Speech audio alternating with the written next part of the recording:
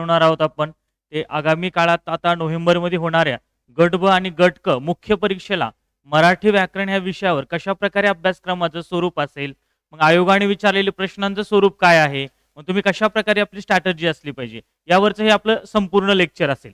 बघा ज्यावेळेस आपला मेन्सचा पेपर होणार आहे भाषा पेपर 1 याच्यामध्ये पाहत असताना आपलं मराठी व्याकरणावर तुम्हाला एकूण प्रश्न असणार आहेत किती 50 प्रश्न आणि याच्यावर 100 गुण असतात. मग या 50 प्रश्नापैकी तुम्हाला अपेक्षित किती आहेत? काही जणांचं टार्गेट असू शकतं 45 प्रश्न मी पुढे जाऊ शकेल, पण ह्या 50 पैकी 50 प्रश्न सुद्धा येऊ शकतात. कारण हा विषय तुम्हाला अगदी मोलाचा टुरा ठरणारा विषय आहे. कारण याच्यामध्ये पैकी गुण आपल्याला कसे मिळवता येतात या लेक्चरमध्ये आपल्याला संपूर्ण पाहता येतं. कारण आपण सर्वजण पूर्वपासून मेन्ससाठी क्वालिफाईड आहात. तर तुम्हाला म्हणजे येणाऱ्या काळात जे तुमच्यामधलं सामर्थ्यरूपी सोनं आहे या स्पर्धेच्या पाषाणावर पारखून पाहण्यासाठी हे संधी उपलब्ध झाली. मग आता हे पाहत असताना आपल्याला बघा याचं आपण 4 प्रकारे वर्गीकरण करत असतो. या घटकाचं म्हणजे आपल्या मराठी व्याकरणाचा जो संपूर्ण अभ्यासक्रम आहे त्या आयोगाने दिलेल्या अभ्यासक्रमानुसार 4 प्रकारे वर्गीकरण करतो. पहिलं करतो व्याकरण व वाक्यरचना. याच्यावर सरासरी 33 ते 34 प्रश्न येत असतात. आणि मग ह्याच्यामध्ये कोणते घटक येतात, कशा प्रकारचे घटक येतात ते आपण सर्व सविस्तर पाहणार आहोत.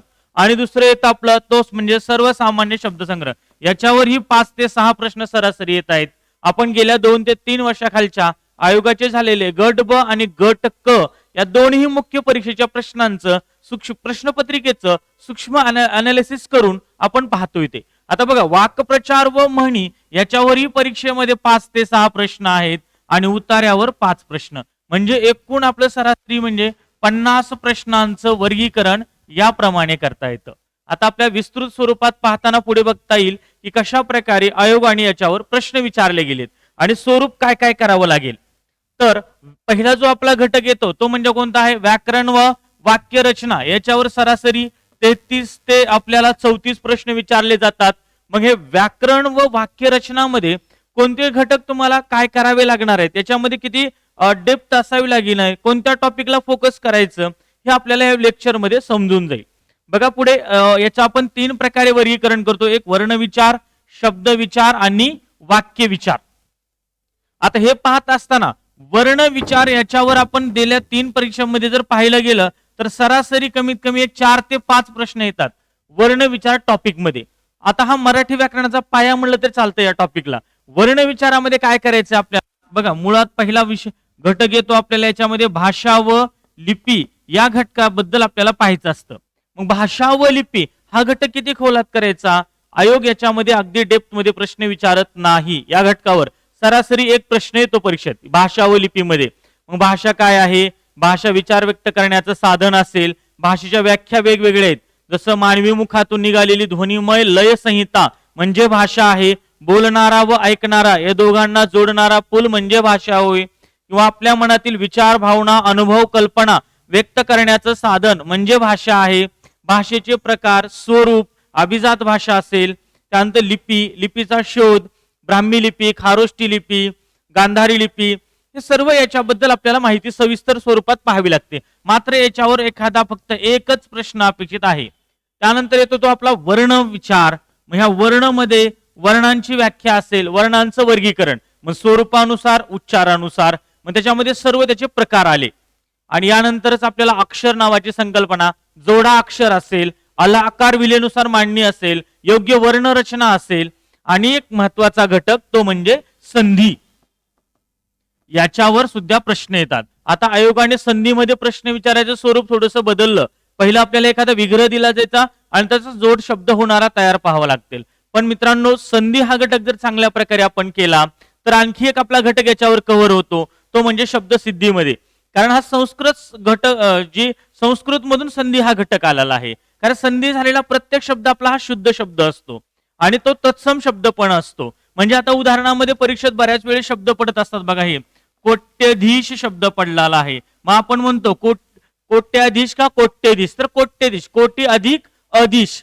संधीमध्ये त्याचे प्रकार ओळखता आले पाहिजेत. स्वर संधी, व्यंजन संधी, विसर्ग संधी. मग त्याच्यामध्ये आपल्याला नियमाने गेले तर नियम सुद्धा पाठ करावे लागतील.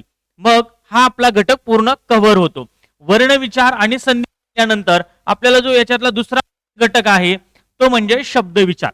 बघा मित्रांनो आता हा शब्द विचार म्हणलं की मूळचा आपल्याला पाया म्हणावा लागेल. याच्यावर 22 ते 23 प्रश्न आयोगाने विचारले गेले प्रत्येक परीक्षेमध्ये. मग शब्द विचारामध्ये आपल्याला काय करायचं आहे, तर अगदी व्याकरणाचा मूळ संकल्पना सगळ्या क्लिअर लागतात. मग या शब्द विचारामध्ये शब्दांच्या जाती, मुख्यतः शब्दांच्या जाती आपण वर्गीकरण करतो.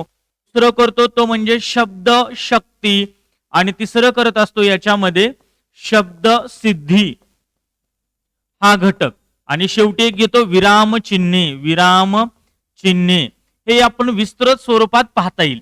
मग शब्दांच्या जातीमध्ये काय, विकारी जाती किती, अविकारी, त्यानंतर नाम आहे. आता शब्दाच्या जातीमध्ये नाम शब्दाची जात आहे. आता उदाहरणार्थ काय करायचं असतं, याच्यामधले कोणते घटक कशा प्रकारे वाचावे. नाम घटक करत असताना मित्रांनो आपल्याला नामामधील पूर्ण नामाच्या व्याख्या करायच्यात. मग नामाची व्याख्या असेल, नामाची वैशिष्ट्ये असेल, कारण आयोगाचा कल सर्वाधिक आपला कुठं आहे, तर प्रश्न विचारताना विधानात्मक स्वरूपामध्ये. मग नामाची व्याख्या करावी लागेल, नामाची वैशिष्ट्य आणि नामाची उपयोग सुद्धा. याच्या उदाहरणामध्ये जास्त उपयोग होतो नाम घटकामध्ये. आता आपल्याला सामान्य नाम, विशेष नाम, भाववाचक नाम माहित असतं, पण धातू साधित नाम, विशेषण साधित नाम, अव्यय साधित नाम, वाक्यातलं नाम शोधणे, ह्या सगळ्या गोष्टी म्हणजे उपयोग या नाम घटकामध्ये येतात. नामामध्येच येतो आपला तो म्हणजे नामाचा लिंग विचार हा घटक. विचार वचन आहे, त्यानंतर सामान्य रूप नावाचा घटक येतो, आणि नामाच्या विभक्ती विभक्ती हा घटक आपल्याला कव्हर करता येतो. त्यानंतर शब्दाच्या जातीमध्ये आपली दुसरी जात येते, ते म्हणजे कोणती आहे, सर्वनाम. आता या सर्वनामाची व्याख्या, त्याचे प्रकार आणि उपयोग. म्हणजे सर्वनाम कशाला म्हणत असतो आपण, नामाचा पुनर्वापर किंवा पुनरावृत्ती टाळण्यासाठी येणाऱ्या विकारी शब्दाला काय म्हणतोय, सर्वनाम. मग आयोगाने या घटकावर गेल्या राज्यसेवेचा पेपर पाहिला किंवा 2022 आणि 21चे पेपर पाहिले तर या घटकावर लक्ष दिलं होतं. सर्वाधिक प्रश्न आलेलेच आहेत. मग तुम्हाला हे सगळं घटक स्किप करून नाही चालत, कारण शब्द विचारच हा घटक आपला 22 ते 23 मार्काला आहे. मूळ व्याकरण आहे. मग याच्यात शब्दाच्या जाती आपण नाम पाहतो, सर्वनाम, त्यानंतर विशेषण, विशेषणामध्ये व्याख्या, त्याचे उपप्रकार आहेत आणि उपयोग, आणि पुन्हा पुढे येतो क्रियापद नावाचा घटक. बघा क्रियापद घटक पाहताना बाळांनो याच्यामध्ये संकल्पना राहते, ते म्हणजे कर्ता कर्म शोधणे.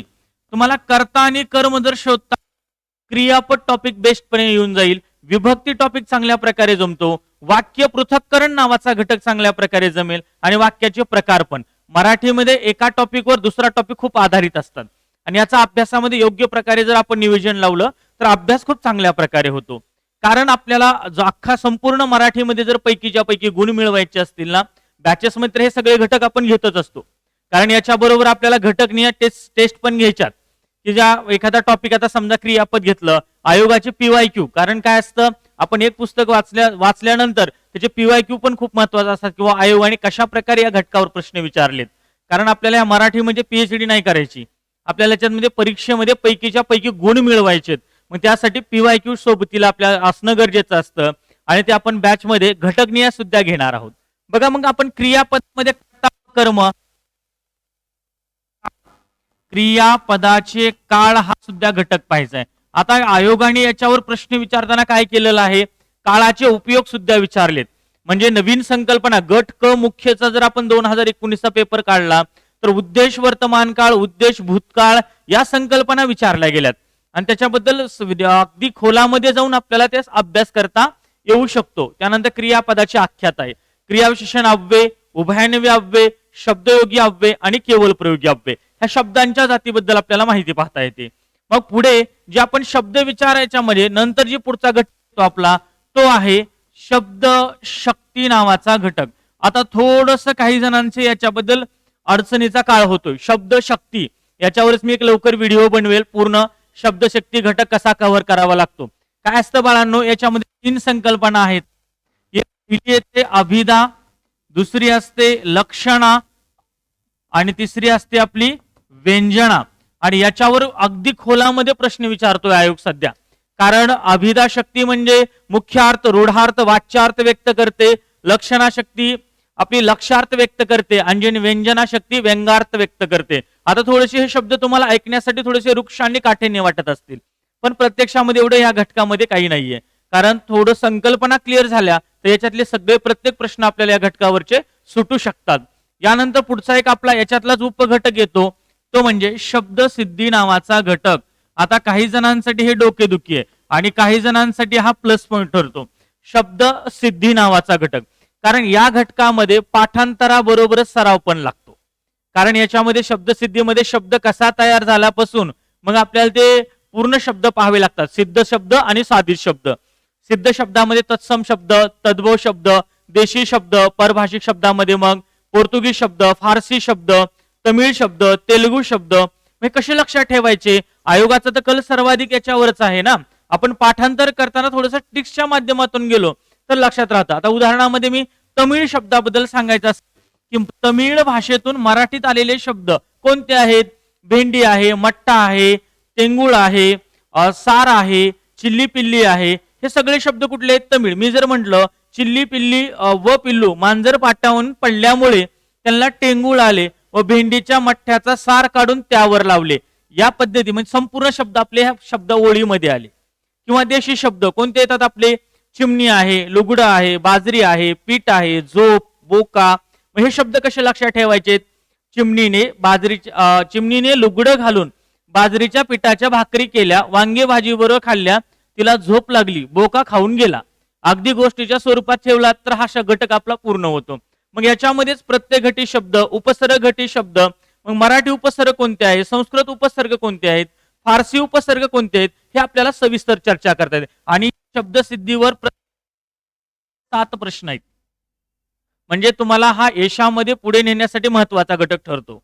आणि पुढे पाहायचं आपल्याला की याच्यातलाच आता तिसरा मुख्य घटक आहे तो आपला वाक्य विचार या घटकाबद्दल. आता हा वाक्य विचारावर प्रश्न विचारण्याचं स्वरूप कशा प्रकारे आहे? तर या वाक्यामध्ये वाक्याचे प्रकार आपण 3 प्रकारे करतो. वाक्याची पहिल्यांदा वैशिष्ट्य, व्याख्या, वाक्य प्रकार कोणते येतात? मग केवळ वाक्य आहे, मिश्र वाक्य आहे आणि संयुक्त वाक्य आहे. संयुक्त वाक्याचे सुद्धा उपप्रकार पडतात. केवळ संयुक्त वाक्य, केवळ मिश्र संयुक्त वाक्य आणि मिश्र संयुक्त वाक्य किंवा नामवाक्य, क्रियाविशेषण वाक्य, विधानार्थी वाक्य आहे, उद्गारार्थी वाक्य आहे, आज्ञार्थी वाक्य आहे, विद्यार्थी वाक्य, करणरूप वाक्य, अकरणरूप वाक्य, प्रश्नार्थी वाक्य. आपल्याला सर्व पाहायचंय. याच्यामध्येच मग वाक्य संश्लेषण आणि वाक्य रूपांतरण. होकारार्थी वाक्याचं नकारार्थी असेल, उद्गारार्थी वाक्याचं आपण कशा प्रकारे विधानार्थी कायचं, किंवा याच्यामध्ये घटक आहे वाक्य पृथक्करण नावाचा घटक.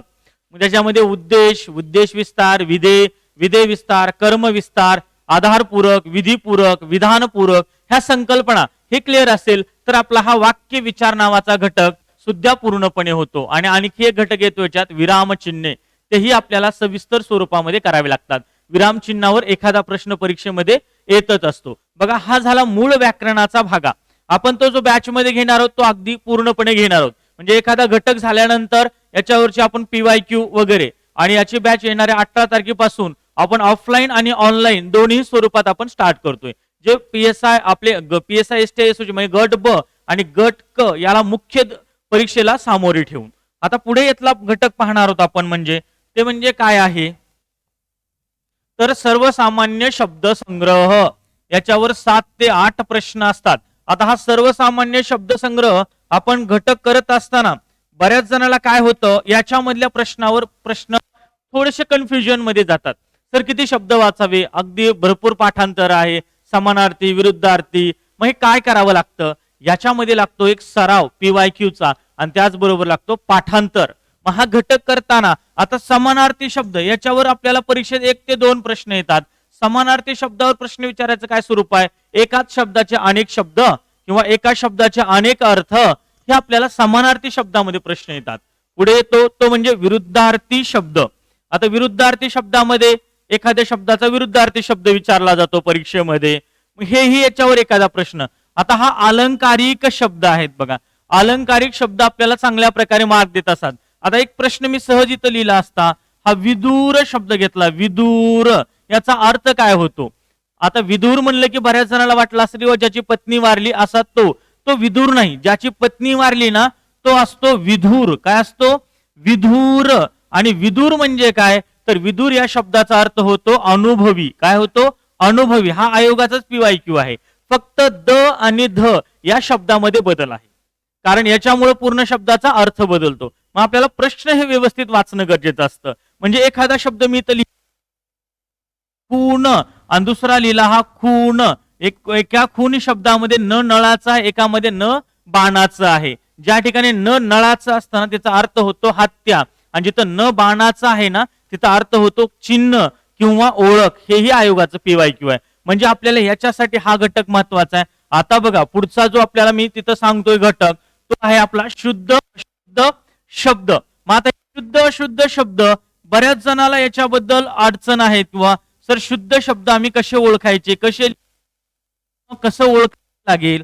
आता बघा शुद्ध अशुद्ध शब्द जर तुम्हाला चांगल्या प्रकारे करायचे, बऱ्याच जणांच्या अडचणीत रस्व दीर्घच्या वेलांटी पहिली देऊ का दुसरी देऊ, उकार कसा द्यावा, याला एकच गोष्ट असते बाळांनो, की याच्यामध्ये शुद्ध लेखनाचे नियम आहेत शासनाने दिलेले. आपण ते नियम चांगल्या प्रकारे केले आणि काही शब्दांचा सराव असेल तर एकही शब्द याच्यातला जात नाही. आता उदाहरणार्थ नियम कशा प्रकारचे असतात, एखाद दोन नियम सांगतो बघा. मी जर म्हंटल की आता हा पिंपळ, किंवा मी शब्द घेतला हा चिंच, आता सर याची वेलांटी पहिलीच का? बघा मराठीमध्ये ज्या शब्दावर आपण शीर्ष बिंदू देतो म्हणजे अनुस्वार देतो ना, त्या शब्दाचे इकार आणि उकार मराठीत हा रस्वच लिहिले जातात. म्हणजे पिंपळ, चिंच, किंवा एखादा बिंदू, उकाराचं उदाहरण सांगायचं असेल आपल्याला तर मी शब्द घेतला हा कुंकू. ज्या शब्दावर आपण शीर्षबिंदू अनुस्वार देतो ना त्याचे इकार उकार आणि रस्व लिहिले जातात. किंवा आणखी एखादा, आता या शब्दावर आपण रफार देत असतो, म्हणजे मी शब्द घेतला रफाराचा हा, आता रफार कशावर आहे, व वर. ज्या शब्दावर रफार असतो का बाळांनो त्याच्या अगोदरच्या शब्दाचे इकार किंवा उकार हे दीर्घ असतात, आणि अपवाद फक्त याला 2 ते 3 शब्द आहेत. म्हणजे हा आशीर्वाद शब्द घेतला, मी हा शब्द घेतला कीर्ती, हाच व्याकरण दृष्ट्या शब्द बरोबर ठरतो, कारण ज्याच्यावर रफार आहे त्याच्या अगोदरच्या शब्दाची एलांटी किंवा उकार आपण दीर्घांत देत असतो. किंवा आणखी एखाद्या उकारात सांगायचं असेल तर सूर्य, किंवा मी घेतला हा पूर्व. अपवाद याला शब्द कोणता येतात, फक्त हे नि आणि दू असणारे, म्हणजे हे निर्मळ किंवा हे दुर्जन. आणखी एक शब्द आहे तो म्हणजे चतुर्थी. याप्रमाणे आपण गेलो तर शुद्ध अशुद्ध शब्दावरचाही सुद्धा आपला कुठलाही प्रश्न जात नाही. कारण मराठीत आता आपण बघा बोली भाषेत लिहित असताना बरेच शब्द वेगळ्या लिहितो. हे नैऋत्य हा एक शब्द लिहिला आणि हा नैऋत्य हा शब्द लिहिला, आपण सर्रासपणे याचा वापर करतो, पण हा शब्द चुकीचा आहे व्याकरण दृष्ट्या. शुद्ध शब्द हा बरोबर आहे नैऋत्य, कारण त्याच्यावर रफार येत असतो. आणि हे परीक्षेत विचारलेले सगळे PYQ आहेत. किंवा आपण आता बरेच शब्द हिंदीमुळे, तेलुगूमुळे, तमिळमुळे मराठीत नवीन शब्द आल्यामुळं आपल्या बोलण्यात आणि ह्याच्यात बदल होत असतो. आपण मोरावळंबे सरांच्या पुस्तकात सुद्धा बघू शकता. आता हे सफेद शब्द माहिती आपल्याला उच्चारून, पण हा व्याकरण दृष्ट्या चुकीचा आहे. शुद्ध शब्द आपला सफेद आहे. सफेद जे आयोगाचे आपलं PYQ करत गेला तर तुम्हाला हे संकल्पना क्लिअर होऊन जातील. मग शुद्ध अशुद्ध शब्द हा सुद्धा आपल्याला पैकीच्या पैकी गुण देणाराच घटक ठरत असतो. पुढे पाहणार होतो आपण याच्यातली संकल्पना, ते म्हणजे वाक्प्रचार व म्हणी. आता वाक्प्रचार व म्हणी आयोगाचं प्रश्न विचारण्याचं स्वरूप काय आहे, तर एखाद्या वाक्प्रचाराचे अर्थ असतील त्या वाक्प्रचाराचे विरुद्ध अर्थ, मग समानार्थी अर्थ, एखाद्या वाक्प्रचाराचा समानार्थी अर्थ सुचवणारे असेल किंवा वाक्यात उपयोग केलेले घटक असतील. म्हणीच्या बाबतीतही तीच आहे, समानार्थाच्या म्हणी असतील किंवा त्याच्या विरुद्ध असे सुचवणारी म्हण असेल, मग हे आपण याला पाठांतर आणि सराव लागतो. मग कसं करावं लागेल, एक PYQ आणि आपला जे मोरावळंबे सरांसोबत शब्दसंग्रह येतो तो केला तर याच्यातला कुठलाही प्रश्न तुम्हाला जाणार नाही. पुढे पाहणार आहोत बघा, याच्यावर तुम्हाला 5 ते 6 प्रश्न येत आहेत. आणि पुढचा आहे आपला घटक शेवटचा, तो म्हणजे उतारा. आता बघा या उतार्याबद्दल काय आहे, उतारा कशा मार्क आपण घेऊ शकतो. उतार्यासाठी लागेल सराव. तुम्ही आयोगाचे जर जुन्या प्रश्नपत्रिकामधून उतारे कव्हर केलात तर याच्यातही तुमच्या योग्य आकलन आणि वाचनावर याच्यात पैकीच्या पैकी 5 प्रश्न तुम्हाला गुण देतात. सोपा घटक असतो हा, मराठीमधील तुम्हाला वाचून अगदी उत्तर घेता येतात. मग आता मी तुम्हाला सांगत असताना संकल्पना काय सांगितलेल्या आहेत की आपण जशा प्रकारे म्हणजे याचं वर्गीकरण किती प्रकारे करतो आपण, ते म्हणजे 4 प्रकारे करत असतो.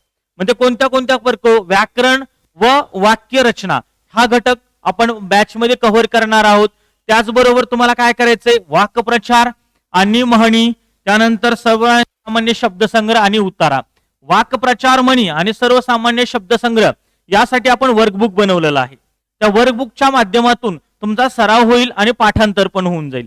म्हणजे वेळ वाचेल आणि येणाऱ्या काळात आपण कशा प्रकारे त्या परीक्षेला सामोरं जाऊ शकतो हे मी नक्की सांगेल. बाळांनो, काय असतं, आयुष्यात अभ्यास करत असताना तुमच्यामध्ये प्रयत्नांची पूर्ण अशी मोहर असली पाहिजे. नाहीतर एक स्पर्धा परीक्षा अशा क्षेत्रात काही जणांची भाकरीचा चंद्र होत असतो. ते नारायण सूर्य म्हणतात बघा, 2 दिवस दुःखात गेले, 2 दिवस आठवणीत गेले. विचार करतो आहे डोईवर किती राहिलेत उन्हाळे, शेकडो वेळा तारे फुलले, रात्र सुद्धा धुंद झाली, भाकरीचा चंद्र शोधण्यात जिंदगी बर्बाद झाली.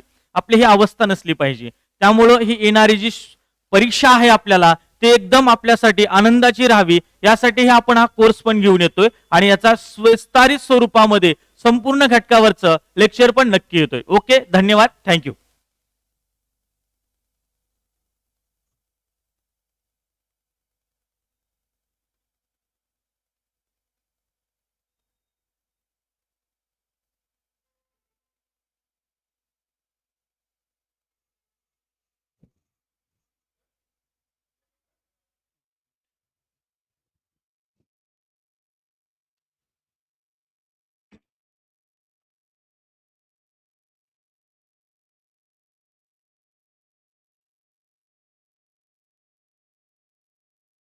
लेक्चर स्टॉप होत नाही.